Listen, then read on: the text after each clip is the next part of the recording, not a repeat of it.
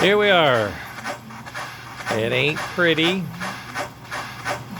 but it's pretty fun. This, you may recognize, is a royal blue chassis which never ever had smoke, ever in its life. It was born smokeless, and it cannot have flyer smoke. It just doesn't have the mechanisms designed. It's engineered out of it.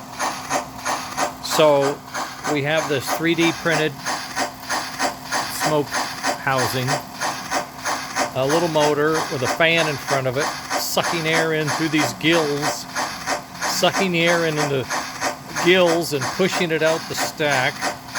There's a heater very similar to the flyer heater in a tin can, very much like the original flyer cavity. And there's angel hair exactly out of the flyer. And today we're running vanilla smoke. And that other noise you're hearing is a ancient 2 revs behind rail sounds soundboard with a speaker and a 3D printed baffle, and it has the chuff sound in the board. So I've wired it into one of the 2 magnetic reed switches. They're separate. I didn't want to try to put the signal across 2 devices, so I have a separate signal for this little motor, which is the fan, and for this sound chuff board over here. And then I dug out a 103 Lionel digital reverse board, and found I had 8 or 9 of them. None of them worked. I found this one and it worked, so I'm thrilled. I've got it running at about 6 volts. 6 volts and 1 3/4 amps, which is about right when you're running the smoke. And we got a pretty healthy smoke right now. I'm going to try to slow it down, and you slow it down with the because this is a conventional, really all conventional. This is not anything digital control. It's digital stuff, but they all run normally. So if we had a train and a load and all that, and this thing was slow down,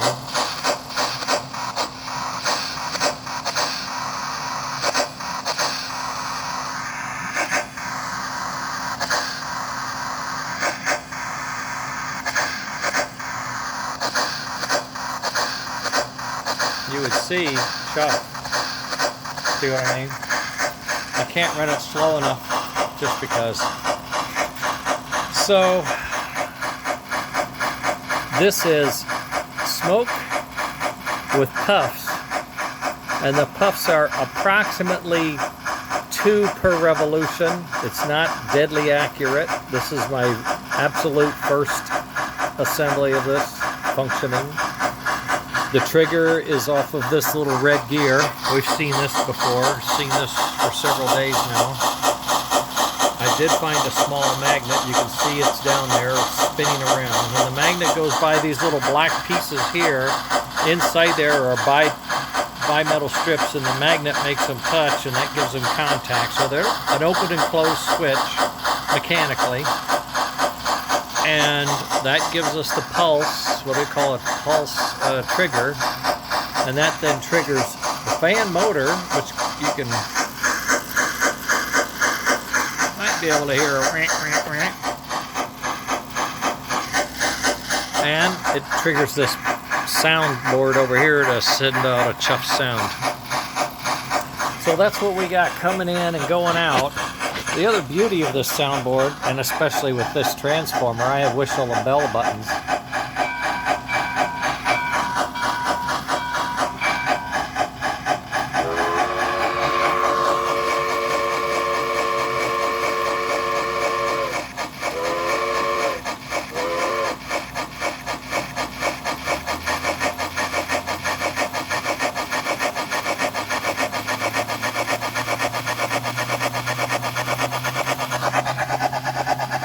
7 volts.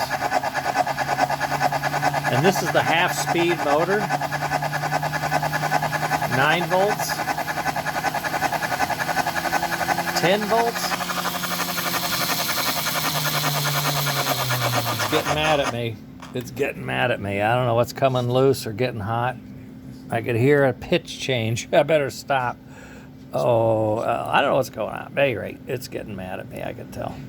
We were at about 10.5 volts to get that much. I don't know if I can get that or not. Yeah, we're at 11 volts to get the smoke I wanted. It'll go full speed, and it's not drawing that many amps.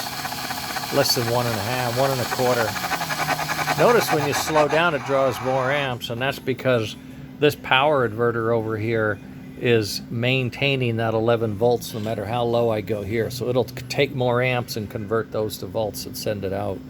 So this little board is not warm. This board is not warm. This board is barely warm. This motor is screaming hot. I'm gonna have to check see what's going on here. It's loose. Something may have gotten loose in there. This motor is warm. I don't know what that was. That was running around 130. Yeah, it's 136 right now, so it's 140. So it's getting hotter. I have to check. The housing is warm, but it's not hot. There's no melting of plastic, you know, it's pretty cool. Lid's tight. It's pretty good. I feel pretty good about it. I think we're close. I think we're real close. I'm gonna do some tightening up, find out what, oh, I know I got a missing screw. Maybe I need to put another screw in there. I forgot about that.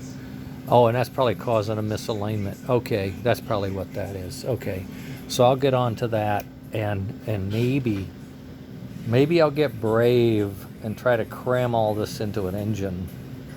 I don't know how I would do that. I'd have to have a flat car behind the caboose to hold all the electronics maybe, but we'll figure it out. But there it is. Fan-driven smoke, puff and chuff on the vintage, no mod, no holes drilled. A hole was tapped that already existed. That's it. No grinding, no milling, none of that. Chassis will fit a blue. Smokestack lines up with the hole that is molded into the blue, which has been drilled out. That's the only modification to the whole thing, is drilling out the smokestack. And this works. I think it works. I think it works pretty good. And with that soundboard and this board, you know, you can't get this anymore. That's the problem. This used to be $60. Now the only one you can get is $90. Bugger. So I'm working on a single board that has the chuff sound, no horn and bell. I have one. It works. I've got a chuff sound, but I need a better speaker and a better amplification. It does not sound like this, okay? So I'm working. This is Sunday. The Redskins are getting their butt kicked. They gave up on the professional quarterback, and they've put in a rookie. God knows what's going to happen, but I may go check a little bit of football here, take a little break. It's 3:30. I have 2 more hours. Could you believe it? Okay, this is it. I'm posting this for everyone and anyone to see because it's, for me, it's a big deal. Very big deal. Working towards this for months. Later, gang.